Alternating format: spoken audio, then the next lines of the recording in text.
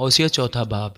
اے بنی اسرائیل، خداوند کا کلام سنو، کیونکہ اس ملک کے رہنے والوں سے خداوند کا جھگڑا ہے، کیونکہ یہ ملک راستی و شفقت و خدا شناسی سے خالی ہے۔ بد زبانی، عہد شکنی اور خون ریزی اور چوری اور حرام کاری کے سوا اور کچھ نہیں ہوتا۔ وہ ظلم کرتے ہیں اور خون پر خون ہوتا ہے، اس لیے ملک ماتم کرے گا اور اس کے تمام باشندے جنگلی جانوروں اور ہوا کے پرندوں سمیت ناتواں ہو جائیں گے، بلکہ سمندر کی مچھلیاں بھی غائب ہو جائیں گی۔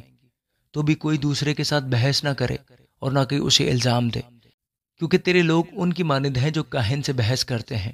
اس لیے تو دن کو گر پڑے گا اور تیرے ساتھ نبی بھی رات کو گرے گا، اور میں تیری ماں کو تباہ کروں گا۔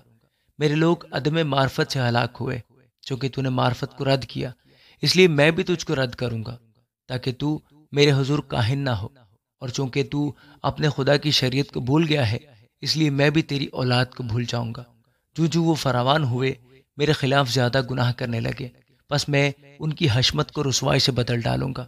وہ میرے لوگوں کے گناہ پر گزران کرتے ہیں اور ان کی بد کرداری کے آرزو مند ہیں، پس جیسا لوگوں کا حال ویسا ہی کاہنوں کا حال ہوگا۔ میں ان کی روش کی سزا اور ان کے اعمال کا بدلہ ان کو دوں گا، چونکہ ان کو خداوند کا خیال نہیں، اس لیے وہ کھائیں گے پر آسودہ نہ ہوں گے، وہ بدکاری کریں گے لیکن زیادہ نہ ہوں گے۔ بدکاری اور میں اور نئی میں سے بصیرت جاتی رہتی ہے۔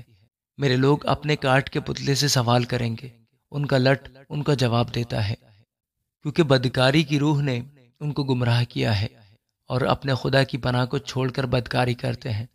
پہاڑوں کی چوٹیوں پر وہ قربانیاں گزرانتے ہیں اور ٹیلوں پر اور بلوت و چنار و بتم کے نیچے بخور جلاتے ہیں، کیونکہ ان کا سایہ اچھا ہے۔ پس بہو بیٹیاں بدکاری کرتی ہیں۔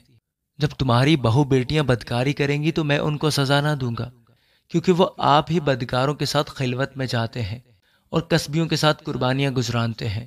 پس جو لوگ دانش سے خالی ہیں برباد کیے جائیں گے۔ اے اسرائیل، اگرچہ تو بدکاری کرے تو بھی ایسا نہ ہو کہ یہودا بھی گنہگار ہو۔ تم جلجال میں نہ آؤ اور بیت عون پر نہ جاؤ اور خداوند کی حیات کی قسم نہ کھاؤ، کیونکہ اسرائیل نے سرکش بچھیا کی مانند سرکشی کی ہے۔ اب خداوند ان کو کشادہ جگہ میں برہ کی مانند چرائے گا۔ افرایم بتوں سے مل گیا ہے، اسے چھوڑ دو، وہ مے خواری سے سیر ہو کر بدکاری میں مشغول ہوتے ہیں۔ اس کے حاکم رسوائی دوست ہیں، ہوا نے اسے اپنے دامن میں اٹھا لیا، وہ اپنی قربانیوں سے شرمندہ ہوں گے۔ آمین۔